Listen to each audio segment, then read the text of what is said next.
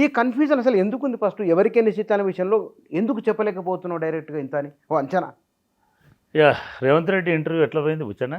ఓ మామూలు కాదు, రికార్డు. కానీ రికార్డు. కానీ చాలామంది ఈ సగటు రాజకీయ పార్టీలతో ఉండే ప్రేక్షకులకి బుచ్చన్ ఏంటిది, ప్రొఫెసర్ గంటా చక్రపాణి ఏంటిది అనేది అర్థం కాక అవును, రకరకాలైనటువంటి కామెంట్లు చేస్తున్నారు. సరే, వాటిని పట్టించుకోవాల్సిన అవసరం లేదు. ఇప్పటికి కూడా ఇవాళకి కూడా కాంగ్రెస్ పార్టీ వైఖరి అనేటువంటిది మోడీని గద్దె దించడానికి ఉపయోగపడుతుందనేటువంటి అభిప్రాయం దేశవ్యాప్తంగా వచ్చింది. అది దేని ద్వారా వచ్చిందంటే, ముస్లింలను అట్లా అటాక్ చేయడము తప్పు అని మాట్లాడినటువంటి, గట్టిగా మాట్లాడినటువంటి, ప్రశ్నించినటువంటి పార్టీగా కాంగ్రెస్ పార్టీ, అదేవిధంగా రేవంత్ రెడ్డి ఉంటాడు. సరే, ఇదొక అంశం. ఇకపోతే మీరు అడిగిన దాంట్లో అయోమయం అనేటువంటిది తెలంగాణలో ప్రివైల్ అయింది. ఆంధ్రలో అయోమయం లేదు. ఆంధ్రలో పోటాపోటీ వాతావరణం ఉంది. స్తబ్దత అనేటువంటిది, నిర్లిప్తత అనేటువంటిది, పోతే పోయింది లేదు, మన ఎలక్షన్ కాదేమో అనేటువంటిది తెలంగాణలో కనబడుతుంది. కానీ ఓటింగ్ ప్యాటర్న్లో కానీ, ఓటింగ్ పర్సంటేజ్లో కానీ మీరు గత చరిత్ర చూసుకున్నట్టయితే తెలంగాణ పార్లమెంటు వరకు సంబంధించినంత వరకు ఇదే ప్యాటర్న్లో ఇప్పుడు వచ్చినటువంటి ఓటింగ్ పద్ధతిలోనే ఓటింగ్ జరిగింది. మీరు లాస్ట్ 2 ఎలక్షన్లు తీసుకున్న తెలంగాణ మూమెంట్ సందర్భంగా జరిగినటువంటి 1-2 సందర్భాలలో పోటాపోటీగా ఓటింగ్ జరిగింది. 70%, 80% పోలింగ్ అయినటువంటి సందర్భాలు కూడా మనకు ఉన్నాయి. కానీ తర్వాత వచ్చినటువంటి మొన్నటి ఎలక్షన్లో కూడా ఇదే 65-67%లోనే అన్ని చోట్ల ఆగింది. నిజానికి ఇవాళ కొన్ని రూరల్ కాన్స్టిట్యున్సీస్లో ఇక్కడ కూడా 70% దాటినటువంటి పోలింగ్ సరళి మనం చూడవచ్చు. ఒక 4-5 కాన్స్టిట్యున్సీస్లో అదే స్థాయిలో జరిగింది. అర్బన్ కాన్స్టిట్యున్సీస్లో ముఖ్యంగా హైదరాబాద్ చుట్టూ ఉన్నటువంటి 5 నియోజకవర్గాలు, 4 నియోజకవర్గాల్లో కొంత పోలింగ్ సరళి, పోలింగ్ రేషియో అనేటువంటిది, ప్యాటర్న్ అనేది కొంత తక్కువ ఉన్నమాట వాస్తవం. అయితే దీనికి కేవలము మీరు ఆశ్చర్యపోతారు. నిజానికి ఇప్పుడు కూడా మంచి చేసిన రోడ్లు. మీరు ఒక టైంలో చంద్రబాబు నాయుడు గారు ఉన్న కాలంలో మున్సిపల్ కార్పొరేషన్కి డైరెక్ట్ ఎన్నికలు పెట్టినాడు. తీగల కృష్ణారెడ్డి గారు అప్పుడు మేయర్గా పోటీ చేసినారు. 25% ఓట్లే పోలైనాయి అప్పుడు హైదరాబాద్ సిటీలో. ఎంటైర్ సిటీ, ఒక ఓల్డ్ సిటీ కాదు, మళ్ళీ గుర్తుపెట్టాలి, జిహెచ్ఎంసీ మొత్తంలో 25% ఓట్లు పోలైనాయి. దగ్గర 20 సంవత్సరాల కింద ఇప్పుడు 2000 మధ్య జరిగినటువంటి ఎన్నికలలో. ఇవాళ 50%, 48% రీచ్ అయినాం, సంతోషం. అయితే మిగతా చోట్ల ఎందుకు పోలవలేదు అంటే మీరే చెప్తున్నారు. దగ్గర 30 లక్షల మంది ఓటర్లు ఆంధ్రాకు వెళ్ళిపోయినారు. మీరు కూకట్పల్లి నియోజకవర్గంలో సపోజ్ శేర్లింగంపల్లిలో, కూకట్పల్లిలో, లేదా మన లింగంపల్లిలో, ఇటువంటి ఏరియాలలో, లేదు జూబ్లీ హిల్స్లో సహజంగానే తక్కువ జరగడానికి అవకాశం ఉంటుంది, ఆస్కారం ఉంటుంది. అది జరగదు. ఇకపోతే ఓల్డ్ సిటీ ప్రాంతంలో కూడా తక్కువ జరిగింది. ఓల్డ్ సిటీలో మొదటి నుంచి తక్కువ నుంచి అట్లే ఉంటుంది. అంటే ఓల్డ్ సిటీలో అంచనాకు మించి బోగస్ ఓట్లు ఉన్నాయనేటువంటిది ఒకటి. చాలామంది వేరే ప్రాంతాల్లో నివసించడం కూడా ఒకటి. అది వేరే దేశం ఉండొచ్చు, వేరే ప్రాంతం ఉండొచ్చు, అదొక ప్రధానమైనటువంటి అంశం అవుతుంది. మూడవది, ఎందుకు లేనిపోని ఘర్షణ అని పోకుండా ఉండేటువంటి వాతావరణం కూడా ఓల్డ్ సిటీలో కనబడుతుంది. కాబట్టి మనకు హైదరాబాద్ లేదా తెలంగాణ ఓటర్లకు సంబంధించినంత వరకు పూర్తి స్పష్టత లేదు అనేది ఒకటి. రెండవ కారణం ఏంటంటే, ఓన్లీ పార్లమెంట్గా జరుగుతున్న ఎన్నికలు. మొన్ననే అసెంబ్లీ ఎన్నికలు జరిగినాయి. అంటే ఈ అసెంబ్లీ ఎగ్జైట్మెంట్ ఇంకా పోలే. దానిలోంచి పార్లమెంట్ ఎన్నికల్ని పెద్దగా ఎవరు సీరియస్గా చూడట్లేదు. మరోపక్క మీరు టీవీ ఆన్ చేస్తే ఆంధ్రప్రదేశ్ ఎన్నికల మీద కొట్లాటలు, బాంబులు, దాడులు ఇవన్నీ జరుగుతూ 82% పోలింగ్ దాకా పోతున్నటువంటి వాతావరణం అక్కడ కనబడుతుంది. కాబట్టి తెలంగాణలో ఒక అస్పష్టత ఉందనేటువంటి ఇది బహుశా అటువంటి వాతావరణం అనేటువంటిది మనకు కనబడుతుండొచ్చు.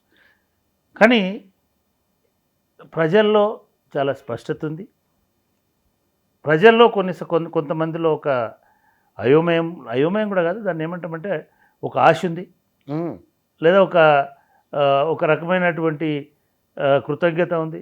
అది కనబడుతుంది. అయితే ఆశా కృతజ్ఞత అనేటువంటిది ఏంటివి, ఎవరికి ఆశా కృతజ్ఞత అనేటువంటిది దేవుడికి ఉన్నట్టుగా కనబడుతూ ఉంది చాలా చోట్ల గ్రామీణ ప్రాంతాలలో. అంటే 2-3 కాన్స్టిట్యున్సీస్లో మాట్లాడుతున్నప్పుడు మనము లాస్ట్ టైం కూడా అనుకున్నాము, ఒక మిడిల్ క్లాస్ అనేటువంటిది చాలా ప్రమాదకరంగా మారబోతుంది ప్రజాస్వామ్య వ్యవస్థకు అనేటువంటిది మొదటి అబ్జర్వేషన్. దీని గురించి మళ్ళీ మాట్లాడదాం. ఓకే.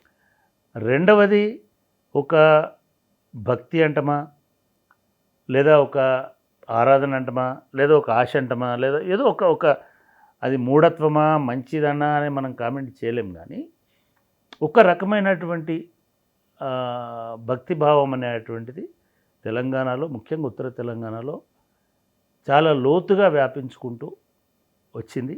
అది కూడా ఈ ఎన్నికల్లో రిఫ్లెక్ట్ అయింది అనేటువంటిది గ్రౌండ్ రియాలిటీస్ని బట్టి, అక్కడి నుంచి వస్తున్నటువంటి రిపోర్ట్స్ని బట్టి చూస్తే మనకు అర్థమవుతుంది. ఇకపోతే మూడవది, మొన్నటి ఎన్నికల ఫలితాలకు సంబంధించిన ఆశ నిరాశ, లేదా ఆ ఎన్నికలకు సంబంధించిన ఫలితాల తర్వాత ఉన్నటువంటి పరిస్థితులు, ఇవి కూడా ప్రభావితం చేసిన ఈ మూడు అంశాలు మీకు తెలంగాణ ప్రాంతంలో చాలా స్పష్టంగా కనబడుతున్నాయి ఈ ఎన్నికలకు సంబంధించి. కానీ ఇక్కడ మనం పర్సంటేజీలు, నా పరిశీలన జహీరాబాదు, భువనగిరి, సికింద్రాబాద్ థింగ్స్ మూడు పోయినసారి తక్కువ ఉన్నాయి. ఈసారి మూడిట్లలో కంటే పెరిగింది పర్సంటేజ్. భువనగిరిలో విపరీతంగా పెరిగింది, ఖమ్మంలో పెరిగింది, పెద్దపల్లిలో యువ ఓటర్లు ఎక్కువ ఉన్న పెద్దపల్లి నియోజకవర్గంలో పెరిగింది. ఈ పెరిగిందంతా మీరు అన్నట్లు దేవుని పక్షానికైనా, లేదా కనుక పెరిగింది ఇంకేదన్నా ప్రభావాలు ఉన్నాయా? అంటే పెరగడము అంటే ఒక భారతీయ జనతా పార్టీ గురించి మనం ముందుగా మాట్లాడుకుంటే, భారతీయ జనతా పార్టీ ఒక రకమైనటువంటి భావజాలాన్ని మెదళ్లలోకి ఇంకించడానికి ప్రయత్నం చేసింది. అదేమి హైప్ తీసుకురాలే, అదొక స్థిరమైనటువంటి స్టెబిలైజ్డ్ ఓటర్గానే అనుకోవచ్చు. చాలా మొన్న స్థిరమైన ఓటర్గా, స్థిరమైన స్టెబిలైజ్డ్ ఓటర్. రెండవది, ఇది వాలంటరీ ఓటింగ్ అని చెప్పిన నేను ఒక ఆయన అడిగితే, ఒక భారతీయ జనతా పార్టీకి సంబంధించిన ఒక నేషనల్ లీడర్ నాతో మాట్లాడినప్పుడు, భారతీయ జనతా పార్టీకి హైప్ లేదు, కానీ ఒక స్టెబిలైజ్డ్ వాలంటరీ ఓటింగ్ అయితే ఉంటుంది. ఎందుకు ఉంటుంది అని అంటే, మీరు రామ ప్రాణ ప్రతిష్ఠ తర్వాత, అయోధ్యలో రామాలయాన్ని నిర్మించి దానికి చేసిన తర్వాత, అది మిగతా అందరిలాగా టీవీలో చూసి ఓహో రాముడి గుడి కట్టినారని, రాముడి గుడి కాదు అక్కడ సమస్య. భారతీయ జనతా పార్టీ అనండి, లేదా మిగతా హిందూ సామాజిక ఇది ఉద్యమాలు చేస్తున్నటువంటి వాళ్ళనండి, లేదా విశ్వ హిందూ పరిషత్, ఆర్ఎస్ఎస్ లాంటి సంస్థలనండి, నేను వాళ్ళందరినీ మధ్య జై శ్రీరామ్ కూటమి అంటున్నాను. అటువంటి జై శ్రీరామ్ కూటమి అనేటువంటిది ఒక 6 నెలల ముందు నుంచి మీకు గ్రౌండ్ వర్క్ చేస్తుంది ప్రతి గ్రామంలో. నంబర్ 1. నంబర్ 2, ఇవాళ తెలంగాణలో మీరు ర్యాండమ్గా మీ కెమెరా తీసుకొని పోండి, పక్కనున్న చేవెళ్ళ కాన్స్టిట్యున్సీ నుంచి మీరు నిజామాబాద్లో ఉన్నటువంటి ఒక మారుమూల కాన్స్టిట్యున్సీ దాకా మీరు వెళ్ళండి. ఎవరితో మాట్లాడక్కర్లా, ప్రతి ఇంటి గుమ్మం మీద, గోడ మీద, దీగుడు మీద, బయట ఉండే దీని మీద ఏం రాసిందో చూడండి. ప్రతి ఇంటి మీద జై శ్రీరామ్ అనేటువంటి స్టెన్సిల్ 6 నెలల నుంచి వేసి ఉంది. అంటే భారతీయ జనతా పార్టీ మనందరం అనుకుంటున్నట్టుగా ఏదో పెరిఫెరల్గా బొట్టు పెట్టుకొని, శూలం పట్టుకొని, మతంతో వస్తుంది, లేదా కాషాయం కట్టుకొని వస్తుంది అని అనుకుంటున్నాం. కానీ తెలంగాణలో భారతీయ జనతా పార్టీ లేదా విశ్వ హిందూ పరిషత్, లేదా వాటిని ఏమంటారు, ఆ సంస్థ జై శ్రీరామ్ సంస్థలన్నీ కూడా ఒక వినమ్రమైనటువంటి భక్తి రూపంలో మీ ఇంటికి వచ్చి నడి ఇంట్లో గత 6 నెలల నుంచి కూర్చున్నారు. ఈ నడి ఇంట్లో కూర్చున్నారని ఎందుకు అంటున్నామంటే, జనంలో ముఖ్యంగా మహిళల లోపల ఒక రకమైనటువంటి ఆరాధనాభావం ఈ సంస్థల పట్ల, ఈ వ్యక్తుల పట్ల, ఈ ధర్మ ప్రచార పద్ధతి పట్ల ఒక రకమైనటువంటి గౌరవభావం అనేటిది కలిగింది మొదటిది. రెండోది, వీళ్ళందరూ ఒక 3 నెలల క్రితం నుంచి, అంటే రాముని గుడి ఇనాగరేషన్ కంటే ఒక 1-2 నెలల ముందు నుంచి ప్రతి ఇంటికి అక్షింతలు ఇచ్చుకుంటూ పోయినారు. ఈ అక్షింతలు అంటే పసుపు బియ్యం. 2 రకాలుగా అర్థం చేసుకోవాలి తెలంగాణ సమాజంలో పసుపు బియ్యాన్ని. పసుపు బియ్యం అనే అంటే ఒక పవిత్రమైనటువంటి శుభానికి సంకేతం, శుభానికి మాత్రమే సంకేతం కాదు. నువ్వు పసుపు బియ్యం యాక్సెప్ట్ చేసినావంటే ఒక కట్టుబాటుకు యాక్సెప్ట్ చేసినట్టు. ఈవెన్ ఒట్టు పెట్టుకోవడానికి కూడా పసుపు బియ్యం అవునవును ఒట్టు చాలా పెట్టుకున్నాం చాలా అని అంటారు. లేదు అంటే ఇది ఒక రకంగా వాళ్ళు అవి ఇచ్చి ఏం చెప్పినారంటే ఇవి శ్రీరామచంద్రుడి అయోధ్య రామచంద్రుడి తలంబ్రాలు, ఈ తలంబ్రాలను మీకు ఇస్తున్నాము, మీరు మీ ఇంట్లో ఉన్నటువంటి బియ్యంలో వేసుకుంటారా, దేవుడి దగ్గర పెడతారా, ఇంకోటి జరుగుతుందా, ఇల్లు మీద చల్లుతారా, ఇదంతా మీకు శుభం కలుగుతుంది, మీరు ఆ రాముడి పట్ల నిబద్ధుడై ఉండాలనేటువంటి సంకేతంతో ఈ పసుపు బియ్యం అనేది ఇచ్చినారు. మీరు ఊహించండి, తెలంగాణలో ఒక 1 కోటి కుటుంబాలకి దానిలో కనీసం ఈవెన్ మా అపార్ట్మెంట్లో మా ఫ్లాట్లో కూడా ఈ పసుపు బియ్యం ఇచ్చుకుంటూ పోయినా, అపార్ట్మెంట్లలో కూడా హైదరాబాద్ ఇట్లా 1 కోటి కుటుంబాలకి పిడికెడు బియ్యం ఇస్తే ఎన్ని టన్నుల బియ్యం అయితే ఆలోచించాలి. ఇది జనం ఇది ఆలోచించరు. ఫలానా ఆయన వచ్చినాడు, ఆయన హిందూ ధర్మం గురించి చెప్తాడు, ఆయన పసుపు బియ్యం తెచ్చినాడు, ఇవి రాముడి అన్నాడు, కాబట్టి మనం దానికి కట్టుబడి ఉండాలి, అంతే గౌరవంతో ఉండాలి. కళ్ళకు అద్దుకొని రోజు పొద్దున్న లేచి ఆ చెప్పులో పోసి ఆడబెట్టి దండం పెడుతున్న వాళ్ళు చాలామంది ఉన్నారు. వీళ్ళు చాలా పెద్ద ఎత్తున భారతీయ జనతా పార్టీకి ఒక బలం కాబోతున్నారు. ఈ బలం అనేటువంటిది భారతీయ జనతా పార్టీకి అవతల క్యాండిడేట్ ఎవరు అని కానీ, అవతల వాళ్ళ నినాదం ఏంటిదని కానీ, అవతల వాళ్ళు ఏం చెప్తున్నారు అనేది కానీ విననంత భక్తి పారవశ్యంతో ఈ కొన్ని సెక్షన్స్ ఉన్నాయి.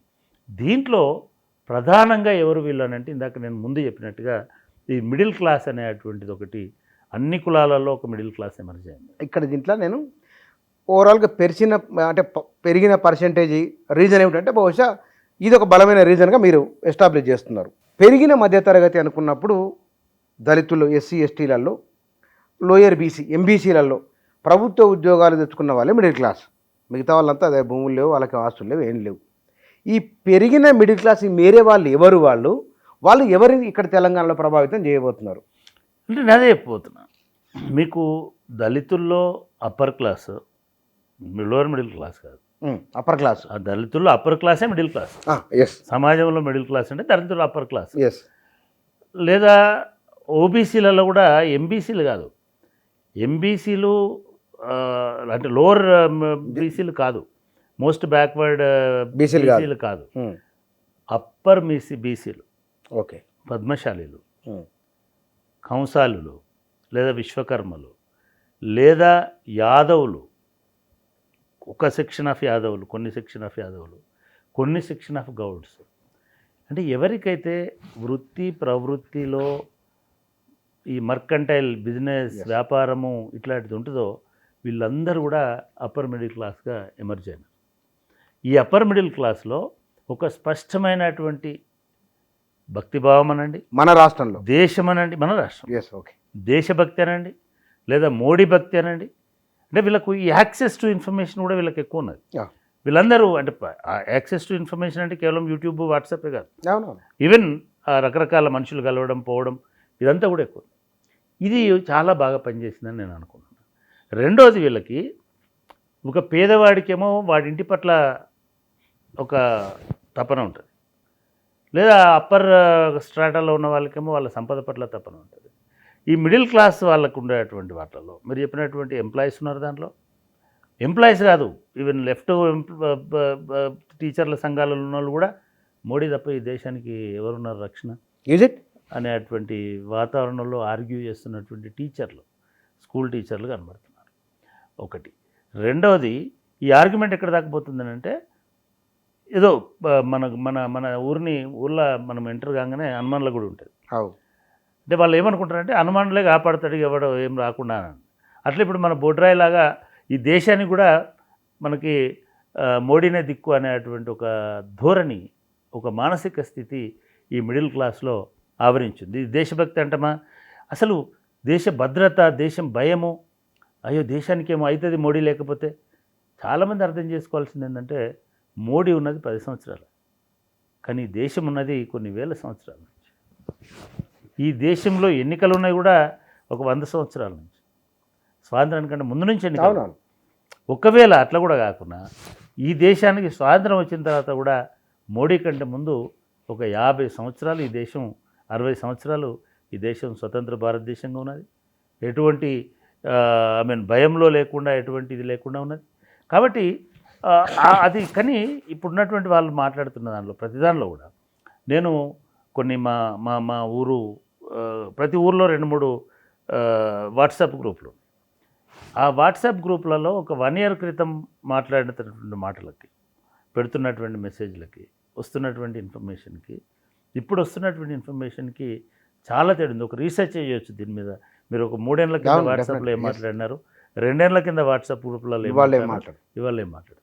It's a simple indication.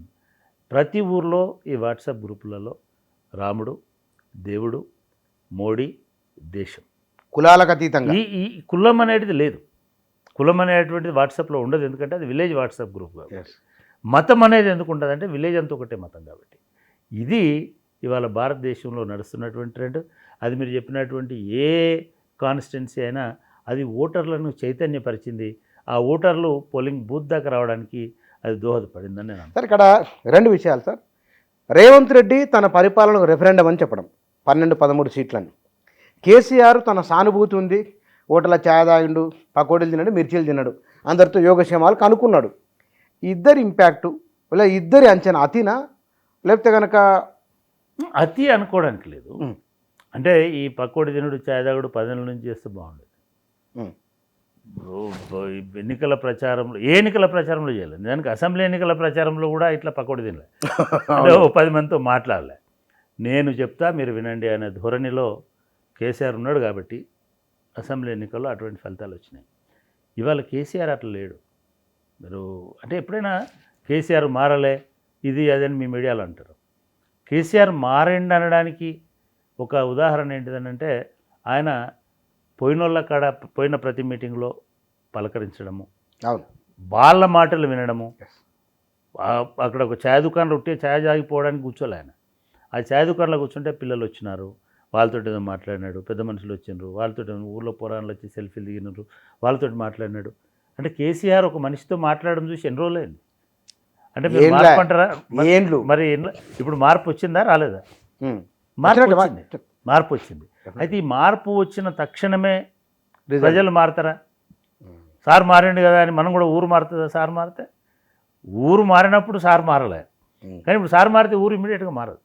ఊరు కూడా ఆలోచిస్తుంది, మనుషులు కూడా ఆలోచిస్తారు, ఓటర్లు కూడా ఆలోచిస్తారు. అంటే డెఫినెట్గా నేను పదే చెప్పేది ఏంటంటే డెఫినెట్గా ఈ రాష్ట్రానికి ఒక అస్తిత్వ పతాకలాగా బీఆర్ఎస్ అనేటిది, టీఆర్ఎస్ అనేటువంటిది ఉంటుంది, ఉండాల్సినటువంటి అవసరం ఉంటుంది. మొదటిది. మీరు రెండో విషయము అతి అనుకున్నారు. రేవంత్ రెడ్డి మొదట్లో కొంత అటువంటి ఆత్మవిశ్వాసం అందాం మనం, అటువంటి అతి కనబరిచి మనం లాస్ట్ వీడియోలో అనుకున్నాం రేవంత్ రెడ్డి అట్లా అనాల్సింది కాదు. కానీ రాజకీయ నాయకులకి సవాళ్లకు వాటిని సవరించుకునేటువంటి దానికి చాలా మార్గాలు ఉంటాయి. మనం అట్లా అన్నాం. కానీ రేవంత్ రెడ్డి గారు ఏమన్నారు, రెఫరెండం అంటే నాకు వచ్చిన ఓట్ల పర్సెంటేజ్ కంటే తగ్గదు. ఆ మాట క్లారిఫై చేసినాడు, లాజిక్ చెప్పినాడు. ఒకవేళ అంతేకాదు మా గ్రోత్ రేషియో, మా విన్నింగ్ రేషియో కూడా తగ్గదు. విన్నింగ్ రేషియో అని అంటే ఆయన గెలిచిన 64 సీట్లే, 64 కదా, 64 సీట్లు, 65 మిత్రపక్షం 64 సీట్లకు ఎన్ని పార్లమెంటు స్థానాలు వస్తాయి? ఒక 10 పార్లమెంటు స్థానాలు వస్తాయి, అటు ఇటుగా 64 సీట్లు.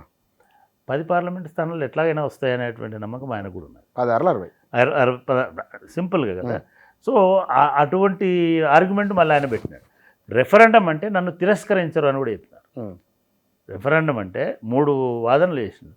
రెఫరెండం అంటే కాబట్టి రేవంత్ రెడ్డిని అనలైజ్ చేయడం, ఎందుకంటే రేవంత్ రెడ్డి చాలా చాలుగా ఉండేటువంటి మనిషి, చాలా చతురతతో ఉండేటువంటి మనిషి, చాలా దూకుడుతో ఉండే అనిపించి తన మాటను తనే మళ్ళీ డిఫరెంట్గా ప్రజెంట్ చేయాలి. కాబట్టి ఆ దూకుడు అనేటువంటిది.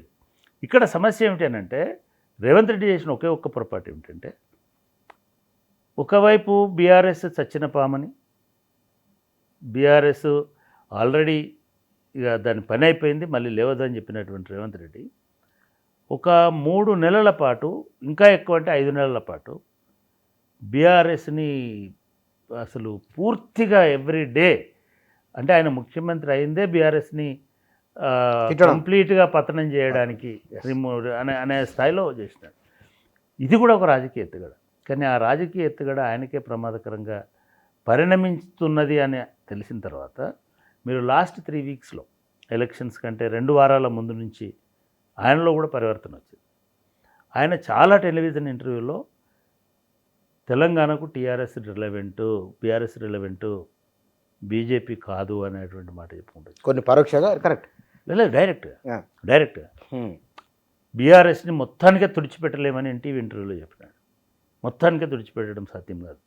ఇంకొక ఇంటర్వ్యూలో చాలా ఆశ్చర్యంగా ఒకటో రెండో వస్తాయి వాళ్ళకి రావచ్చు, 1-2 సీట్లు వస్తాయి. 0 నుంచి 1-2కి వచ్చిండు. 0 నుంచి బొంద తీసి పాతి పెట్టి ఇంకా చేసి పేగులు మెడలేసి ఇవన్నిటి పోయిన తర్వాత బీఆర్ఎస్ రిలవెన్స్. కానీ నా ఆలోచన ఏమిటంటే రేవంత్ రెడ్డి కేసీఆర్ ఏ తప్పు అయితే చేసినాడు అదే తప్పు చేసుకుంటూ వచ్చినాడు. నేను ఒక సందర్భంలో చెప్పా, అంటే నేను ఇట్లాంటి ఇంటర్వ్యూలో రాశాను కూడా, ఎప్పుడైనా సరే నీకు ప్రతిపక్షాన్ని ఉంచుకోవాలి. రాజనీతిజ్ఞుడు ఏం చేయాలంటే నీకు ఆ ప్రతిపక్షాన్ని నువ్వే చూస్ చేసుకోవాలి, ఎవరు నీకు ప్రతిపక్షం అయితే బాగుంటుంది అనేది.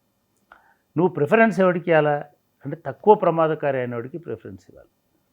కేసీఆర్ గారు ఏం చేసినారు, తెలంగాణ ఉద్యమకారులు కావచ్చు, తెలంగాణ జాగ్ కావచ్చు, ఈవెన్ కాంగ్రెస్ పార్టీ కావచ్చు, కమ్యూనిస్ట్ పార్టీలు కావచ్చు, వీళ్ళందరినీ లేకుండా చేసుకున్నాడు. వీళ్ళందరినీ అసలు లేకుండా చేసుకున్నాడు. ఈ చేసుకోవడం వల్ల నేను ఒక సందర్భంలో నేను ఒక ఆయనకి ఏం చెప్పానంటే, ఒక చిన్న నీటి ఏదో సరస్సు ఉందనుకోండి, లేదా చిన్న అడవి ఉంది. ఆ అడవిలో ఉన్నటువంటి ఒక జీవి, ఒక పాము కనబడ్డ అన్ని చిన్న పురుగులను పాములను అంటే తినుకుంటూ పోయేసరికి ఒక పెద్ద అనకొండ వచ్చేసింది. అనకొండ వచ్చేసరికి దీనికి బలం లేదు, ఏమి లేదు. ఇప్పుడు ఆ అనకొండ దీన్ని మింగేసే పరిస్థితి తీసుకొచ్చినాడు. కరెక్ట్. రాజకీయాలలో కూడా ఎప్పుడైనా సరే ఒక రాజకీయ పార్టీ, అధికారంలో ఉన్న రాజకీయ పార్టీ తమతో భావసారూప్యం ఉన్నటువంటి పార్టీలను బతకనియాలి, తక్కువ ప్రమాదకరమైనటువంటి వాటిని బతకనియాలి. అప్పుడే వీళ్ళందరూ కలిసి ఎక్కువ ప్రమాదకారి మీద కొట్లాడడానికి అవకాశం ఉంటుంది. ఇప్పుడు ఇక్కడ ఏమైపోయింది, నేను తోక మీద కొట్టినా, నడుము మీద కొట్టినా, ఇప్పుడు పడగ మీద కొడుతున్నాను, టప్ప కొట్టిన తర్వాత నువ్వు అది పూర్తిగా బలహీనమైపోయిన తర్వాత అది లేవాలని కోరుకుంటే ఎట్లా? అట్లా అందుకే రేవంత్ రెడ్డి ఆ పొరపాటు చేసినాడు. పొరపాటు చేసి ఇవాళ ఈ పార్లమెంట్ ఎన్నికల్లో ఒక బలమైనటువంటి భారతీయ జనతా పార్టీతోటి యుద్ధం చేసేటువంటి ఒక వాతావరణాన్ని కొని తెచ్చుకున్నాడని నేను అనుకుంటున్నాను. ఈ రిజల్ట్ కూడా అట్లనే ఉంటుంది. దీనిలో ఎవరిది పైచేయి ఉంటుంది? భారతీయ జనతా పార్టీ పైచేయి వస్తుందా, రేవంత్ రెడ్డి పైచేయి అంటే ఇదేం పెద్ద తేడా పడదు, ఎవరు పైచేయని. కానీ ఒకవేళ భారతీయ జనతా పార్టీ బలమైనటువంటి ప్రతిపక్షంగానో, లేదా బలమైనటువంటి పార్టీగానో, లేదా బలమైనటువంటి అస్తిత్వంగానో తెలంగాణలో కనుక ఎమర్జ్ అయితే అందరికంటే మొదటి కష్టం రేవంత్ రెడ్డికి వస్తుంది. ఆ తర్వాత కష్టం తెలంగాణ ప్రజలకు వస్తుంది. తెలంగాణ అనేది తన అస్తిత్వాన్ని కోల్పోయి ఒక విచిత్రమైన దీనిలోకి పోయేటువంటి వాతావరణం వస్తుంది. ఈ ఎన్నికల ఫలితాలు అనేటువంటి ఆ రకమైనటువంటి ఒక గంభీరమైన భవిష్యత్తుకు సంబంధించినటువంటి సూచికగా కనబడుతున్నాయి. చాలామంది ఎట్లాగైతే రేవంత్ రెడ్డి కాంగ్రెస్ గెలిస్తే బాగుంటుంది, రేవంత్ రెడ్డి ఎట్లాగైతే చివరి దశలో బీఆర్ఎస్ మిగిలింటే బాగుంటుందని అనుకుంటున్నారో, బహుశా బీఆర్ఎస్లో ఉన్నటువంటి చాలామంది కూడా బీజేపీ రాకుండా కాంగ్రెస్ గెలిస్తే ఎక్కువ సీట్లు బాగుంటుందని అనుకునేటువంటి దిశగా ప్రయత్నాలు చేసినట్టు, పనులు చేసినట్టుగా మనకు జరుగుతున్నటువంటి ట్రెండ్స్ని చూస్తున్నప్పుడు అర్థమవుతుంది. ఈ 2 రాష్ట్రాల భవిష్యత్తు చర్చలో ఉన్నది, నిజమని కాదు, ఒక చర్చలో ఉన్నది. కేంద్రంలో ఏర్పడే ప్రభుత్వం పైన ఉంటుంది అనేది. ఒకవేళ మోడీ వస్తే అక్కడ చంద్రబాబు వస్తే జగన్ పరిస్థితి ఏమిటి? మోడీ వచ్చి జగన్ వస్తే చంద్రబాబు పరిస్థితి ఏమిటి? ఇక్కడ రేవంత్ రెడ్డి పరిస్థితి ఏమిటి? ఎట్లా ఉండవచ్చు? మనం ఇందాక చెప్పుకున్నాం, అక్కడ మోడీ చంద్రబాబు వస్తే జగన్ ఏంటో అర్థమైపోయింది, జగన్ ఏంటో మనకు అర్థమైంది. ఒకవేళ మోడీ వచ్చి జగన్ వస్తే ఇమ్మీడియట్గా మోడీ జగన్ దగ్గర తీసుకునే అవకాశం ఉంది. గత 5 సంవత్సరాలు ఏమైందో మోడీ చంద్రబాబు నాయుడిని ఏ క్షణమైనా, ఒకవేళ చంద్రబాబు నాయుడు అధికారంలోకి రాకపోతే, ఒకవేళ చంద్రబాబు నాయుడు ఆంధ్రప్రదేశ్ ముఖ్యమంత్రి కాకపోతే ఏ క్షణమైనా మోడీ ఆయనను డంప్ చేసే అవకాశం ఉంటుంది, ఆయనను వదిలించుకునే అవకాశం ఉంటుంది. ఎందుకంటే ఆయనకు ఎంపీలు చాలా ఇంపార్టెంట్, ఆయనకు జగన్ చాలా ఇంపార్టెంట్ అవుతాడు అప్పుడు. ఎందుకంటే లాస్ట్ టైం చూసినాం, అసాధ్యము. ఇప్పుడు ఒక్క కేసుకే భయపడిపోయి, ఒక్క ఈడీ కేసుకు కవితపోయి జైల్లో ఉంది. అధికారంలో ఉంటే వేరే ఉంటుంది, ప్రతిపక్షంలోకి వచ్చిన తర్వాత ఇమీడియట్గా అటువంటిది అవుతుంది. మొదటిది రేవంత్ రెడ్డికి నిజానికి చాలా కీలకం ఈ పీరియడ్. ఎందుకు చాలా కీలకం అంటే మనం మోడీ మనుషులు, బీజేపీ మనుషులు ఎవరో కాదు. నేను ఎందుకు మోడీ మనుషులు అంటున్నానంటే లక్ష్మణ్ మోడీతోటి సమానమైనటువంటి ఫోరమ్స్లో కూర్చునేటువంటి వ్యక్తి. ఆయన నేషనల్ ఎలక్షన్ కమిటీలో ఉంటాడు, ఆయన నేషనల్ బీసీ కమిషన్ చైర్మన్, ఆయన చాలా కీలకమైనటువంటి మనిషి మనకు లక్ష్మణ్. ఆయన చాలా హంబుల్గా ఉంటాడు, డాంబికాలు ఉండవు కాబట్టి అనుకోము. ఆయన చెప్తున్నాడు రేవంత్ రెడ్డి ఉండడు. అదే నిన్న కూడా మాట్లాడిన ఆయన లేదు సంక్షోభం అంటాడు. ఇది వాస్తవం. అంటే మనం ఎవరైనా ఏం కోరుకోవాలి, ముఖ్యంగా రేవంత్ రెడ్డి ఏం కోరుకోవాలంటే అక్కడ రాహుల్ గాంధీ ప్రధాని కావాలా, ఇక్కడ ఎంపీలు గెలిచినా గెలవకపోయినా ఫరక్ పడదని అనుకోవాలి. ఎందుకంటే మోడీకి ఉన్నటువంటి కోపం ఏమిటంటే ఇప్పుడు 2 రకాలైనటువంటి అంశాలు. అమిత్ షా కూడా ఉంటాడు కదా మోడీ ఉంటే. మీ డీప్ ఫేక్ వీడియో కేసు వస్తుంది కదా, రాదా? ఎలక్షన్స్ అయిపోయినాకన్నా రావాలి కదా. ఆల్రెడీ ఉన్న కేసులు ఉన్నాయి కదా, ఓటుకునేటనండి, ఇంకోటి సుప్రీంకోర్టులో ఉంది కదా. మోడీ ఇన్స్టిట్యూషన్స్ మేనేజ్ చేయడం కష్టమా? ఈడీలు, బేడీలు, కేడీలు, బీడీలు అన్నీ ఉంటాయి కదా. ఒకవేళ మీరు అనుకూలంగా ఉండకపోతే ఆయన గత 10 సంవత్సరాలలో 13 రాష్ట్రాలలో 8 ప్రభుత్వాలను పడగొట్టినాడు. ఒక్కొక్కసారి 2 సార్లు కూడా పడగొట్టినాడు. తన వైపు ఎవరినైనా తిప్పుకోగలిగినాడు. హిమంత బిశ్వ శర్మ అనేటి ఆయన ఒక కరుడు కట్టిన కాంగ్రెస్ నాయకుడు. రేవంత్ రెడ్డి కంటే కరుడు కట్టిన కాంగ్రెస్ నాయకుడు. రేవంత్ రెడ్డి కన్నా కొంత మిగతా లిబరల్ ఫేస్ ఉంది. అటువంటి వాడిని తీసుకుపోయి ఇప్పుడు కరుడు కట్టిన బీజేపీ నాయకుడిగా చేసుకోలేదా? శరద్ పవార్కి నీడలాగా ఉన్న ఆయన అల్లుడిని అజిత్ పవార్ నమిలి మింగేయలేదా ఒక్క నిమిషం? షిండే కూడా షిండేనే వేరు కనీసం. ఇప్పుడు ఈయన అంటే జస్ట్ హరీష్ రావు లాగా, అజిత్ పవార్ హరీష్ రావు లాగా నీడలాగా. ఆయన మొత్తం 40 ఏళ్ళ రాజకీయ ప్రస్థానంలో అజిత్ పవార్ లేకుండా లేడు. ఫైన్, అటువంటి తీసుకుపోయి ఆయన మీద ఉన్న కేసులు కూడా ఎత్తేసినారు కదా ఇప్పుడు. సో ఈ ప్రమాదం ఉంటుంది. నిజానికి ఎక్కువ ప్రమాదం రేవంత్ రెడ్డికి ఉంటుంది. ఒకవేళ రాహుల్ అయితే రేవంత్ రెడ్డికి దానిలో ఇబ్బంది లేదు. అక్కడ ఏపీ రాహుల్ అయితే కూడా అంటే నేను అనుకుంటున్న దానిలో మనం ఇందాక అనుకున్నాం కదా, ఒక కొండ చిలువకు నాగబాముకున్నంత తేడా ఉంటుంది ఎప్పుడైనా సరే. రాహుల్ కక్షగట్టి చేసేటువంటి ఆస్కారం లేదు. రెండవది, ఏపీలో ఒకటి అడ్వాంటేజ్ ఏమంటే చంద్రబాబు నాయుడు అధికారంలోకి కనుక రాకపోతే, చంద్రబాబు నాయుడుకి ఎక్కువ స్థానాలు లేకపోతే జగన్ను మోడీ అనే తీసుకుంటాడు, రాహుల్ అనే తీసుకుంటాడు. ఎందుకంటే ఇద్దరు అవుతుంది. జగన్కి ఆ ఇబ్బంది లేదు. జగన్కి రావాల్సింది ఏంటంటే నెంబర్ ఆఫ్ ఎంపీ సీట్లు ఎన్ని వస్తాయి, దాన్ని బట్టి ఆయన సర్వైవల్ రేట్ అనేది ఉంటుంది. చంద్రబాబు నాయుడు పొరపాటు ఏం చేసిందంటే ఎక్కువ సీట్లు బీజేపీకి ఇచ్చిండు అండ్ పవన్ కళ్యాణ్కి ఇచ్చినాడు ఎంపీ సీట్లలో. ఎట్లా చూసినా సరే ఒకవేళ పొరపాటున కనుక ఈయనకు తక్కువ ఇచ్చి జగన్కి ఎక్కువ వస్తే చంద్రబాబు స్టేట్లో అధికారంలో వచ్చినా సరే జగన్ ఏం చేయలేడు. ఎందుకంటే ఈయన ఎంపీలు అక్కడ సపోర్ట్ చేస్తారు మోడీ. డోకలేదు. ఇది ఒక సంక్లిష్టమైన మిగతా రాష్ట్రాల్లో లేని డైనమిక్స్ డెఫినెట్గా తెలంగాణ ఫలితాల తర్వాత. అంటే ఇప్పుడు రాజకీయాలు రేపటితోటి చాలామంది చెప్తున్నారు జూన్ 4 తోటి మొత్తం అయిపోతుందని. ఆంధ్రప్రదేశ్లో జూన్ 4 తోటి ఆట మొదలవుతుంది, వేట మొదలవుతుంది, వేలంపాట కూడా మొదలవుతుంది. ఇక్కడ తెలంగాణలో జూన్ 4 తర్వాత ఒక కొత్త రాజకీయ సమీకరణలకి ఆస్కారం ఉంటుంది. మీరు ఆశ్చర్యపోవాల్సిన అవసరం లేదు. రేవంత్ రెడ్డి కేసీఆర్ ఫ్రెండ్షిప్ చేసుకున్నా కూడా, ఎందుకంటే బీజేపీని నిలువరించాలని అంటే ఒకవేళ బీజేపీ కూలగొడుతుంది అనుకుంటే బీజేపీ ఏకనాథ్ షిండేలను దోనాథ్ షిండేలను తయారు చేస్తుంది అనుకుంటే ఒక తీర్నాథ్ షిండేలాగా తయారైపోయేటువంటి పరిస్థితులు ఉంటే 34 మందిని మీ 39 మందితోటి నన్ను కాపాడమని ఒక ప్రజాస్వామ్య పరిరక్షణ కోసం మనం కలిసి పనిచేద్దామని చెప్పినా ఆశ్చర్యపోవాల్సిన అవసరం లేదు.